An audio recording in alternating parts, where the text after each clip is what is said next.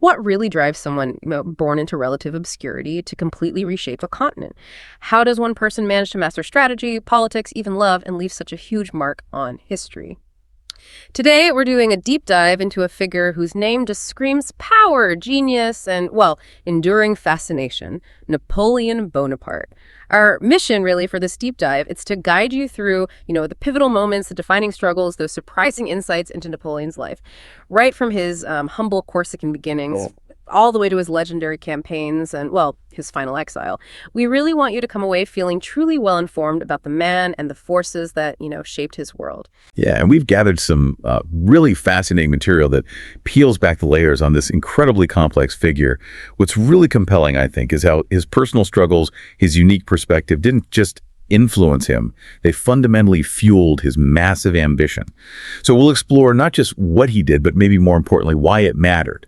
We'll try to connect the dots between his early life and those, world-altering decisions he made later on. Our sources give us this really in-depth biographical account. We've tried to pull out the most compelling stories, the surprising details, making sure you get those aha moments without feeling like you're drowning in information. Okay, sounds great. Let's unpack this incredible story then. The story of ultimate ambition and resilience, too. Get ready for a deep dive that should leave you with a much deeper understanding of one of history's most compelling leaders. So let's start right at the beginning. Napoleon's birth, August 15th, 1769, Ajaccio, Corsica. And it sounds like it was anything but a gentle arrival, right? Oh, definitely not.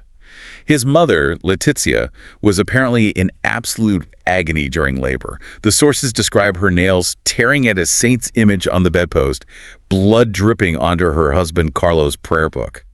It's quite a visceral image. Wow. And then the midwife gasps the baby's born with the umbilical cord knotted around his neck. Like something out of a drama, a premonition almost. Exactly. Marmont, who later became one of his aides, actually described it as fate's noose, also a crown of gold. Yes. So right from his very first breath, there's this sense of an intricate, almost predetermined destiny. And the family home itself sounds symbolic, too. This decaying mansion on Augustan Alley. You mentioned cracked walls, crumbling plaster, and that broken eagle crest over the door. Yeah, the crest is particularly poignant. The eagle, a symbol of their sort of aristocratic past, but with its left claw missing. It's just this stark visual for their fading status, a shadow of what they used to be. And little Napoleon, just 3 years old, trying to fix it with pebbles. That's incredible. It really is. Picking up pebbles, trying to wedge them into the eagle's broken beak. It seems like this subconscious but really powerful effort to mend the family's lost dignity. It's such an early glimpse into that fierce spirit, that drive he had. Yeah, definitely. And these early experiences with feeling slighted, feeling looked down upon, they were absolutely crucial. If you connect that to the bigger picture, you really see how these moments became profound motivators.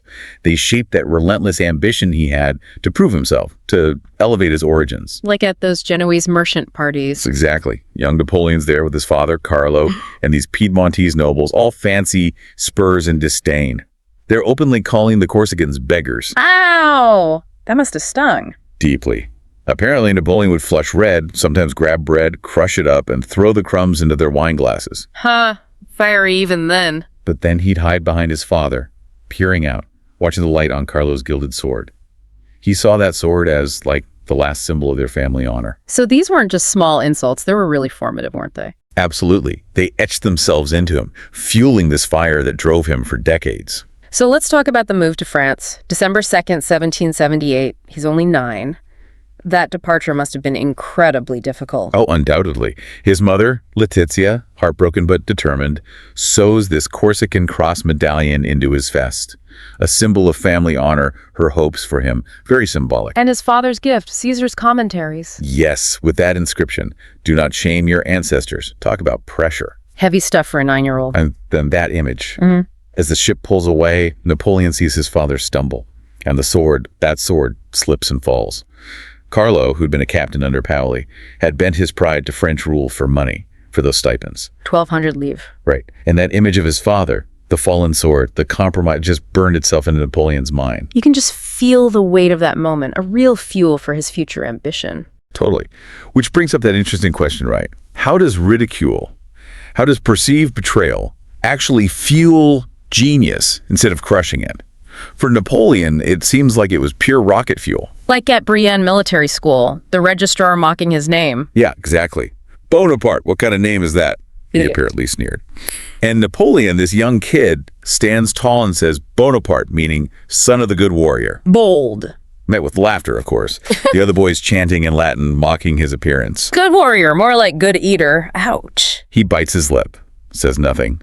But that night, alone, he carves that first mark on his wall and writes underneath it, in Corsican, someday you will remember this name. Wow, a silent vow. Just pure defiance. Total resolve. You already see it forming. And then, fast forward a bit, he's 15 in artillery class. The moment with the cannon. Ah, yes, the 4-pounder. He touches it, feels it has life. That's quite telling. And then he challenges the instructor on firing angle. Right. Cites Galileo's parabolic principle. Says 32 degrees is better than 45 for range. In front of everyone. The class goes silent. The instructor's furious. Strides over, slaps him. Corsican savage. Yeah, just for questioning tradition. But Napoleon was already seeing the math, the physics of the battlefield in a way others weren't. And he's proven right, isn't he? During the exams? Dramatically so. He uses his homemade ballistic calculator, aces the questions, but then he adds this extra calculation, a correction formula for gunpowder burn speed based on humidity. Which blows the examiner's mind. Colonel Billiard, he accuses him of cheating initially, slams the paper down, but then he recalculates it himself that night. And Napoleon's formula is incredibly accurate. Less than 0.1 mil error. Basically perfect. Pretty much.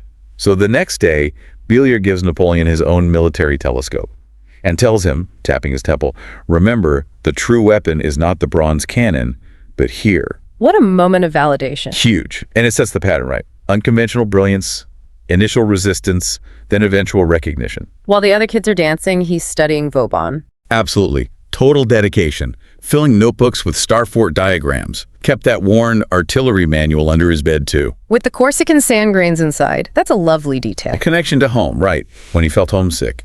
Grounding him. And that firing assessment in '84, hitting the target perfectly despite the rain and wind. Yeah, adjusting the angle to 28 degrees, defying the manual, because, as he said, the manual doesn't account for a northwest wind of 2 meters per second. Bang! Dead center. Silenced all doubt. He graduates 42nd, but he's the first non-noble artillery sub-lieutenant. A huge achievement. And that quote in his letter home. Oh, yeah. Here, people measure dignity by shoe heels, while I measure the world by trajectory. Powerful. Already showing that unique perspective, that immense ambition. So the French Revolution kicks off July 14th, 1789, Bastille Day. How does Napoleon react? He's still at the academy, right? He is. Translating Prussian military documents, actually. Then he hears the shouts outside, "Liberty!" Rushes up to the rooftop, sees the crowd surging, reminds him of the peasant uprisings in Corsica against Genoa. He feels a connection. Definitely. He writes to his brother Joseph, this is our time.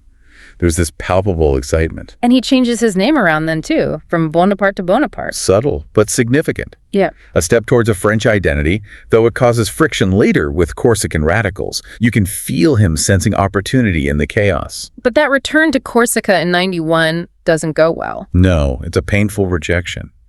This raises that question about identity again. Being a man without a country in some ways, it sort of freed him up. His old comrade, Paoli, sees him as a French dog, tears up his commission right in the town hall. Do you think wearing a blue, white, and red uniform will make you French? Dream on. That's harsh. Brutal. And Napoleon, filled with frustration, doesn't really argue back. The rejection clearly stung. And it leads to actual conflict, right? February '93, defending Calvi-Port. Yes, leading pro-French militia. But they lack heavy artillery, get pushed back by Paoli's forces. And he loses his father's sword in the retreat. Into the sea, that potent symbol of family honor, gone. Then he sees the white flag over his family home as he sails away, his mother's compromise. A painful sight. And on that ship back to France, he makes this silent vow, doesn't he? To reclaim his honor, his family's honor, turning defeat into fuel again. Which leads him somehow to Toulon. How does that happen? It's a fascinating turn. He's in Paris, at the Jacobin Club, meets Augustin Robespierre. Robespierre's younger brother. Right.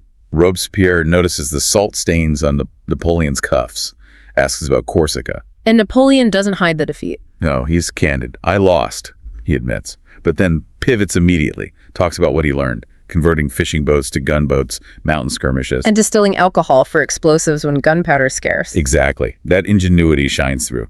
3 days later, he's appointed artillery commander for the siege of Toulon. Incredible, spinning defeat into a resume. He then spends all night studying the maps, marking Little Gibraltar, Fort Leguiette as the key, the eye of the British defense, his point of revenge. But the army he finds at Toulon is a disaster zone. Oh, horrifying.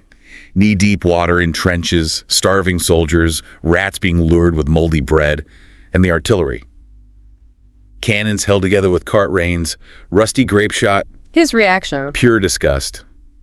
Is this an army or a beggar's asylum? Kicks over a box of grape shot, cockroaches scattering. He's appalled, but you see his mind immediately working on solutions. Even though his commander, Carteau, resists the plan to attack Little Gibraltar. Strongly resists. Yeah. 30 mortars. Chevaux de frise. Abatis. Impossible, he shouts. But Napoleon has done his homework. Absolutely. Pulls out his sketches from reconnaissance, explains the mortar's fixed elevation, how capturing Leguiette allows plunging fire, and points out the upcoming low-tide new moon in 3 days. Their ships will be grounded 1,800 paces out. Within range of his 24-pounders. Exactly. Leveraging nature for strategy. Brilliant. So he starts making cannons, melting church bells. Yes. Conscripts, all the blacksmiths, and invents that double-layered pine gun carriage for recoil and rain protection. This is where the little corporal image comes from, right? Hands-on, inventing solutions. Totally. Covered in soot, focused, pulling off logistical miracles. When the first new cannon test fires, he actually smiles, showing those teeth stained from chewing lead pencils. A rare glimpse of satisfaction. And that connection to his roots remains strong, doesn't it? The night before the attack. He sees the young Corsican gunner. Yeah, wiping down his cannon, wearing the Corsican cross medallion. Napoleon asks where he's from. San Giorgio. A place he knows. He speaks to the boy in Corsican. Tonight's cannons will make even the wolves on the island prick up their ears. Powerful, bringing that shared heritage right into the heart of the French army. The boy tears up homesickness, anticipation, that connection. It adds such nuance. Then the attack itself, 1 a.m., signal flare. Napoleon at the peak, stopwatch in hand. Calculating the tides. All cannons, 25 degrees elevation, 1,800 yards. First shot is just short. Splashes 10 meters in front of HMS Royal Oak. Yeah. Napoleon's correction is immediate. Left 5 mils, adjust. Tiny adjustment. Incredible precision. Second shot hits the deck. Explosion. Third shot hits the powder magazine. Chaos. Napoleon feels his heartbeat sink with the waves, the prelude to victory. And the British commander, Douglas, is stunned by the accuracy. Cannons with eyes. He sees Napoleon in the mud, hat askew, waving a sword like a valiant pirate captain. Its calculation turned into a weapon, a force of nature. And Napoleon even joins the infantry charge at dawn. Leads his artillerymen, using cannon barrels as clubs. Gets grazed by grape shot on the temple, piece of his ear torn off, but feels nothing. Just focused on victory. Until Douglas surrenders. You won, Mr. Bonaparte, in Napoleon's reply. No, mathematics won. Chillingly brilliant. It perfectly encapsulates his approach. It's not just bravery. It's calculated application of knowledge under extreme pressure. He gets his brigadier general commission while bandaging the young Corsican gunner. Poetic, isn't it? The soldiers lift him up, cheering. He looks towards Corsica in the mist. And that diary entry. Toulon's cannon fire was my baptism. Corsican olive oil no longer flows in my veins, but French saltpeter. Yet he still touches that scorched Corsican cross in his pocket. Still there. So January 94, the interview in Paris, the journalist calls the ear scar a badge of honor. And Napoleon's reply, twirling his artillery staff. No, it reminds me that even the highest eagle needs to land and build a nest. Then someone shouts, "Long live Corsica!" A flicker of complex emotion, then composure regained, and his final statement about his plans. To make all of Europe hear the roar of French artillery. Wow, the ambition is just staggering. It sets the stage perfectly, doesn't it? Early experiences forging this unshakable will. All right, let's shift gears. 1795 Paris, the Directory era, absinthe, conspiracies, and Napoleon meets Josephine de Beauharnais. Yes, a pivotal moment. He's 26, his general's commission just revoked, feeling pretty low probably. He's watching her at a ball. Josephine, all emeralds and velvet, the epitome of Parisian luxury. And his aide points her out the hottest celebrity after the Thermidorian reaction. Right, but Napoleon's reaction is complicated. Her ex-husband, Beauharnais, The one who called him a Corsican dwarf at Toulon. Awkward. very. But Josephine notices him watching, deliberately drops her shawl. A classic move. He rushes to pick it up. She traces his calloused palm. General's hands seem more suited for reins than soft silk. A bit provocative. And his reply, I'm better at holding cannon barrels, madam. Sharp. He meets her eyes, sees that mix of Corsican depth and Parisian cunning, smells her perfume, orange blossom, but with a faint hint of gunpowder underneath. From her son's musket ball. Wow.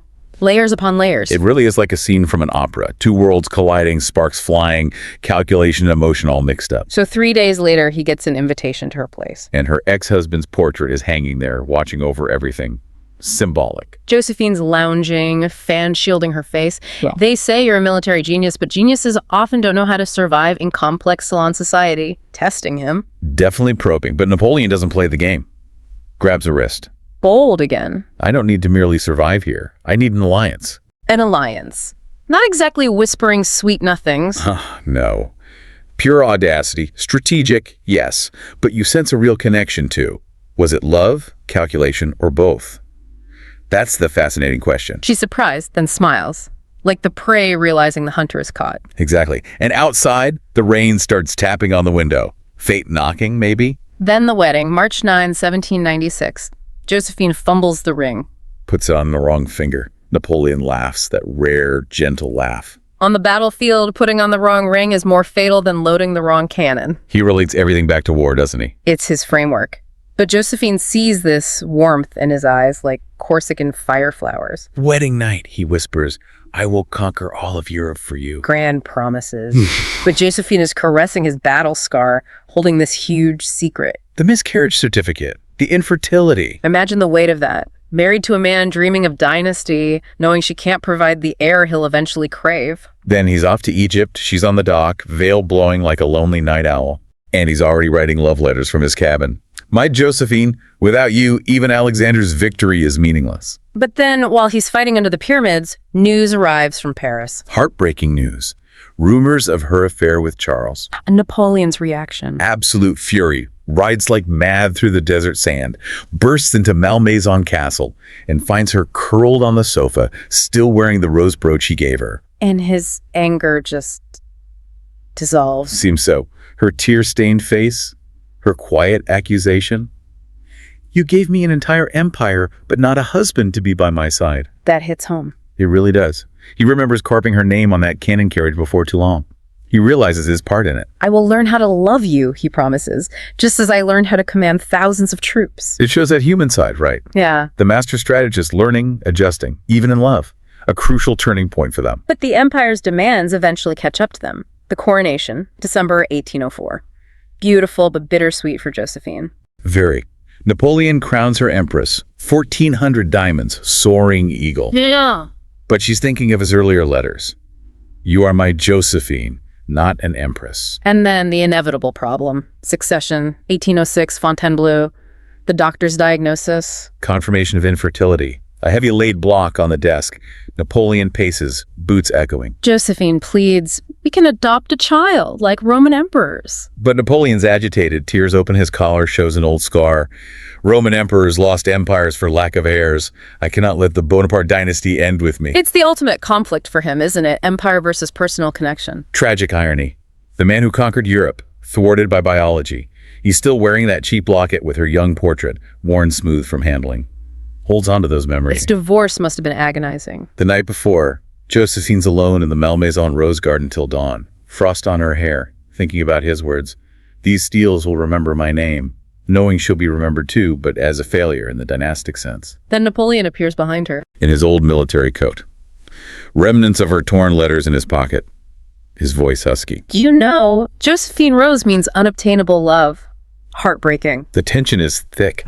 Just the rustling of rose branches weeping for their dying love. It really asks that question. Can grand ambition truly coexist with intimate love for someone like him? Even after the divorce, the connection remains, doesn't it? Deeply. March 1810, she watches him marry Marie-Louise of Austria.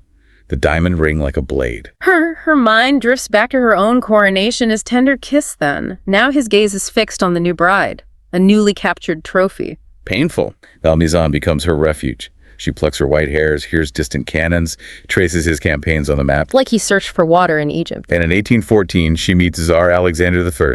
He kisses her hand. Madam, your rose garden is still fragrant. Her reply, but the gardener has gone. So poignant. That same night, a letter arrives from Napoleon on Elba. Only you can water the roses I planted. Wow, even then, the rose and the sword still intertwined. It underscores the human cost of his ambition. Their relationship wasn't a side story. It reveals so much about his inner world. And his final moments. May 1821, St. Helena. He's hallucinating. Seeing Josephine in her green velvet dress, emeralds sparkling, Josephine reaching for her shawl, thunder outside like the cannons of Austerlitz. While she had written in her diary, people say he loved power more than me, but they don't know power was the only gift he could give me. A profound understanding of him.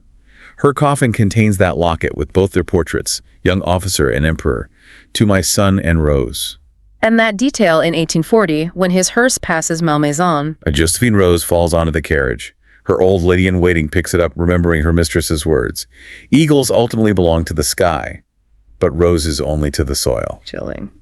And archaeologists later find a broken emerald earring and that unfinished poem on St. Helena, Josephine, still legible. Like a vow carved in stone, it really shows how even the most powerful figures are shaped by these deep personal relationships. Okay, let's move to the absolute pinnacle of his military genius. Austerlitz, October 1805, Nuremberg. Yeah, Napoleon's at his map table, finger tracing Pratzen Heights. Rain tapping outside, then Murat's aide bursts in. Urgent news! Russian-Austrian forces crossing the Rhine.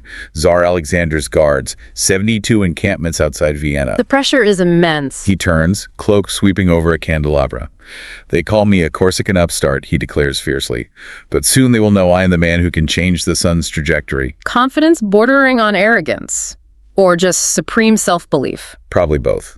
Yeah. He looks at the map, 73K French versus 86K coalition, plus 100K Prussians looming. A massive gamble. But his confidence isn't just bluster, is it? It's rooted in strategy. Absolutely. Rooted in calculation and a willingness to take huge risks. You feel the tension. Europe's fate is right there on that table. And his strategy relies heavily on deception, the art of feigning weakness. Masterfully done. He writes to his marshals late at night, shadow like an eagle on the tent wall. Remember, our advantage lies in mobility. When the coalition thinks we are retreating, that is when they fall into the trap. He's thinking of Caesar's maxim again, don't fight head-on on open plains. Exactly. And when the French enter Austerlitz village, Napoleon himself goes into the church. Moves the Virgin Mary statue, covers the altar with his cloak. Tells the priest, I am not here to destroy faith, but to rewrite history. Gets reported in the Paris papers the next day. Brilliant psychological warfare. Managing perceptions. Meanwhile, in Vienna, Emperor Francis and Tsar Alexander are celebrating Napoleon's supposed rout. Completely taken in. Francis is smiling, Alexander's playing with his riding crop. Napoleon's spirit is nothing special, he says. They don't notice the captured Austrian chief of staff, Mack, looking doubtful. Nope, they're buying the whole act. Soult's feigned confusion, the discarded supplies. The secret transfer of cannons to the south of Pratzen Heights. Murat exposing weakness. It works perfectly. The intelligence reports confirm. French morale low, preparing to flee. Alexander's writing excited letters to his mistress about a victory parade in Paris. He's completely hooked. It's not just a retreat, it's a perfectly laid trap. You can almost hear Napoleon chuckling. December 1st, dawn. Napoleon's on a reconnaissance tower, sees the coalition campfires, a burning chain. Asks Berthier, does their deployment resemble outstretched wings? Berthier nods. Napoleon's reaction. That wolf-like smile. Points to Pratzen Heights. Then we will break the spine of those wings. Tomorrow's sun will rise from there. Incredible foresight. How did he see it so clearly? That's the genius, isn't it? Unparalleled spatial reasoning, the ability to visualize how events will unfold. So, December 2nd, 5 a.m., the battle begins, mist shrouding the plain. Napoleon's watching Soult's troops pretending to make breakfast, but they're ready, fed, ammo pouches full of Congreve rockets. He glances at his watch, Josephine's gift. To my son, King. Empowering him. 6 a.m., Bagration's Russian cavalry charges. Right into the mud trap the French set up by opening sluice gates. Trapped! Then the rockets hit. Blood flowers exploding in their ranks. Chaos. Meanwhile, Liechtenstein's corps walks right into the abandoned French positions. Unaware, Devout's troops are waiting behind the hills. Napoleon sees it all through his telescope. Then he spots Alexander's golden carriage heading for Pratzen Heights. The Tsar himself leading the breakthrough. A fatal mistake. That's Napoleon's aha moment. He knows he's got them. The precision is astounding. He tells Ney, take Pratzen Heights as easily as picking a ripe grape. Ney leads the grenadiers, like divine soldiers, bayonets glittering. By the time the Russian guard realizes, the eagle standard is flying over the heights. The bells ring for French victory, the decisive blow. It's a perfect example of his mastery of timing and concentration of force, key pillars of his doctrine. Alexander's carriage is under fire. He sees the French flag on the heights, thinks of his father's assassination. Francis II is screaming, "Our center is cut!" Both look towards Napoleon's command post, that burning bullseye. And Napoleon sees the coalition line shatter, Davout holding the left, Soult crushing the right, Ney on the heights the key spring. Now let them see the thunder of France. He orders the Imperial Guard forward. Red plumes like moving flames. Fierce fighting at Santon Hill, Russian cuirassiers swallowed by French hollow squares. Napoleon sees a young lieutenant collecting enemy epaulets, reminds him of Toulon, tells him the real spoils are the fear in the enemy's eyes. Austerlitz truly proves his point. Mathematics 1. Pure, calculated brilliance. But victory always has a shadow, doesn't it? For Napoleon, it seems every triumph immediately brought the next challenge into focus. 3 p.m., Alexander retreats. Napoleon watches, thinking of Douglas at Toulon. History repeats itself, but this time they will remember this name. Austerlitz. Francis II's white flag goes up. Pratzen Heights golden in the sunset. Soldiers celebrate, drinking from a captured Russian crown. At the feast, Napoleon's using a captured marshal's baton, generals singing La Marseillaise, but his eyes are on the map. Prussia's border, that raw wound. He tells Berthier, they will call this the Battle of the Three Emperors, but the real war has just begun. Outside, the cries of the wounded. He touches a captured Russian pistol, reminder of war's cruelty. Later, alone on the battlefield, moonlight on the corpses, picks up a broken double-headed eagle badge, cuts his finger, shattered empires. Whispers to the void, "Do you see, Douglas? This is the power of mathematics." Hears ice cracking on the Danube like the British fleet sinking at Toulon. Crushes the imperial crown on the badge with his boot. A premonition. He was always calculating, always looking ahead, wasn't he? Always. Victory was just the setup for the next move. The Treaty of Pressburg follows. Francis II gives up the Holy Roman Emperor title. Habsburg's decline. Paris celebrates. Bells, cannons, Napoleon signing conscription orders, his pen leaving an ink blot on Austerlitz like a bullet hole. Alexander's in St. Petersburg, practicing smiles, hiding Napoleon's quote in his cuff. Then tears it up. And Napoleon writes to Josephine, "Today I moved a key piece on God's chessboard, and all of Europe will tremble." Austerlitz wasn't just a battle, it was a statement. Cemented his legend, the Sun King, at his absolute zenith. All right, fast forward. February 1815. Napoleon's on Elba, staring at the French coast. Yeah, hand on Josephine's locket, warmed by his touch. Las Cases tells him, "Your Majesty, the ship is ready." It's an incredible comeback story, but knowing how it ends gives it this sense of dread, almost. Definitely. March 1st, he lands in France with 600 veterans. The Bourbon troops nearby are just boiling coffee, totally unaware. He unbuttons his coat, shows Josephine's bee-embroidered waistcoat, Bonaparte glory. "Soldiers, your emperor has returned." His voice cuts through the mist. Powerful stuff. He meets Louis VIII's envoy at Fontainebleau. The envoy sneers, "You're a mantis trying to stop a chariot." Napoleon's polishing a Turkish scimitar, pokes the envoy's sash with it. And you wouldn't even dare raise a mantis's arm. Ice cold. He's back, not just for power, but for dignity. Which brings us to Waterloo, June 1815. And the question, was it circumstance or a deeper unraveling? He's in that farm attic over the maps, looking haggard by candlelight. Wellington's defenses are strong. Blucher's Prussians are massing. His 72,000 troops face encirclement. Or is Grouchy? He's hammering the map, anxious. Berthier's watching that Egyptian hourglass, sand falling like doom. Napoleon grabs his wrist. "Marshal, if Blucher and Wellington meet, we are finished." Then the night before the battle, June 17th, torrential rain. Napoleon stands outside, letting it soak him, watching soldiers drag cannons through mud, wheels sinking. Thinking of Austerlitz's son. Refuses a poncho. Let the soldiers know their emperor is sharing the rain with them. Still connecting, but you feel that premonition, the elements against him. 11 a.m. the battle starts. French artillery bombardment. Napoleon's watching from Rossum Heights. 60 cannons roar, but the shells just sink into the mud. Explosive power reduced. Wellington's troops hidden on the reverse slope, cunning hunters. Napoleon smashes his telescope. Damn clay!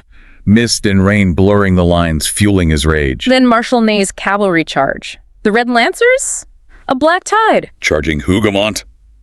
Hooves like thunder. But they hit the British hollow squares.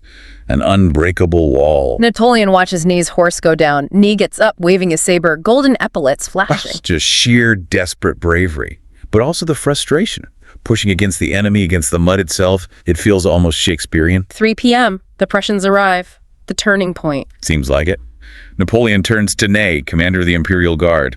It's your turn, my eagle. Total trust. Ney kisses the eagle on the flag, leads the last fresh troops, wading through knee-deep mud. Then the sky clears. Sun illuminates their red plumes, like a burning maple forest, magnificent but tragic. Wellington sees it from his tower, sees the guard turn retreating, not attacking. He writes later, "At that moment, I finally understood that even Napoleon could not fight fate." Was that the point of no return? Seems likely, multiple factors just converging against him. Twilight falls on Rossum Heights. Napoleon watches the retreat. Bitter feelings. Thinking of Toulon again, the cries of the wounded, horses neighing. A young lieutenant crawls to him, holding his stirrup. "Your Majesty, we can still fight." His Austerlitz medal is chipped. Napoleon's reply, low and hoarse. It's over. Like rusty gears grinding. Berthier offers a horse. Go to Paris, there are still 300,000 troops. Napoleon cuts him off, eyes bleak. Paris. The nobles are already chilling champagne for the Bourbons. He watches the sunset. Once his empire, now a bloody afterglow. Shattered dreams. You feel that crushing weight, the profound loneliness. As he retreats, he passes that bombed farm, sees the half-painting of his coronation. Josephine's crowned a blurred gold circle. He dismounts, removes his hat, lets the rain wash away mud and tears, waves away an umbrella. Let the rain cleanse the loser's disgrace. Utter defeat. But even then, that image of him accepting his fate, still carrying Josephine's memory, it shows the human side, right? Absolutely. Later, on St. Helena, drawing the Waterloo battle lines in his diary, pen piercing the paper. The British sentry's boots outside, like the rhythm of defeat. Touching his watch, Josephine's inscription, "To my eternal." So the final journey begins. October 1815, HMS Bellerophon, lower deck. Oppressive atmosphere. Napoleon by the porthole, watching stormy seas, iron bars casting shadows on his face, fate's cruel etchings. A British sailor sneers, "Look, the Corsican devil." Napoleon ignores it, touches Josephine's locket, remembers their last meeting, her white hair. Such sorrow. Las Casas tells him, exile to St. Helena. Napoleon looks at the Aids Legion of Honor medal, that Austerlitz trophy. Now it feels like a cage. He thinks of Louis VI's execution. That feeling of falling from a throne, the humiliation must have been intense. Landing on St. Helena, October 16th, gale winds bending the palms like a defeated bowing to conquerors. Governor Hudson Lowe meets him. Stiff uniform, iron cross, shining coldly. Welcome to His Majesty's new domain. Subtle mockery. Napoleon looks past him at the troops, remembered his glorious landing in Italy, forces a bitter smile. Domain, this is more like a gilded cage. Was the imprisonment just physical, or an attempt to erase his spirit too? That's the key question, isn't it? Longwood House itself is damp, oppressive. He's in his study, calculating longitude on moldy wallpaper with a pencil, trying to connect outwards. The sentry's boots every 15 minutes, a precise clock of captivity. His study still holds his civil code manuscripts, his life's work, and Josephine Sèvres vase, roses blurred by sea air. He tells Las Casas, they've cut my connection to Europe, but then draws an arrow towards Paris on the map. But the spread of ideas cannot be stopped by ships and distance. Even then, his mind is fighting back. Dictating his memoirs every afternoon. Voice low, powerful, startling the sea swallows. Describing Austerlitz, hand-tracing cannon arcs in the air, hearing the booms in his mind, still reliving it, still strategizing in a way. A prisoner, but his thoughts are still on this grand expedition, astonishing resilience. Then, winter 1817. News of Josephine's death arrives. He clutches the letter, tears blurring. Always love you. That night, alone in the garden, planting French rose seedlings with a spade, hitting rocks. Her ashes were scattered at Malmaison, and I am trapped on this island. Even the soil in my grave will be salty. Heartbreaking despair. And Hudson Lowe just keeps escalating the harassment, removes the heater, halves his rations. Prisoner of war standards. Low claims. Cruel. Napoleon's diary entry is pure defiance. The English think hunger will destroy my will. They forgot I survived in the Egyptian desert on camel blood. He refuses to be broken. That dignity holds firm. And his ideas do start to spread, don't they, despite the isolation? Yeah, the expeditionary force of thought, Local natives visit, like the boy William. Napoleon teaches him geometry to calculate tides. When the moon is high, highest tide, like Mike Cannon's at Toulon, unstoppable. The boy doesn't fully get it, but he's captivated. And the memoirs, carried by sailors, spread across Europe. The coalition thought they could silence him. But Vienna salons are buzzing with his quotes. Berlin military schools are studying his tactics. Concentration of superior forces. His ideas take root. They could imprison his body, but not his mind. True power isn't just armies, it's the force of an idea. But his health starts failing rapidly. Summer 1820, severe stomach pain. British doctors delay treatment, give him antimony-laced laxatives, slow poison. Las Casas pours the medicine in a flower pot, watches the leaves wither. They want His Majesty to wither like this flower. Chilling. Napoleon endures the pain, wipes sweat. But even a withered rose leaves seeds. That powerful metaphor. Points to the Atlantic. Listen, the Atlantic wind carries the heartbeat of France. My ideas will take root and one day blossom. An unshakable belief in his own legacy, even facing death. He saw his ideas as immortal. March 1821, he's too weak to stand, lying in bed, watching sunlight move on the ceiling, time running out. Las Casas reads Machiavelli's discourses on Livy, reads that line, "The spirit of free men will never be bound by chains." Napoleon's eyes flutter. It reaches him. He's in a coma, mumbling, "I want to return to Paris," searching for Josephine's locket. The image faded, blurred like that stormy night at Toulon. He refuses last rites from the British chaplain. With his last strength, waves him away. I don't need God's forgiveness. I need history's just judgment. My life's merits and faults should be written by posterity, not decided by God. Defiant to the end. May 5th, evening.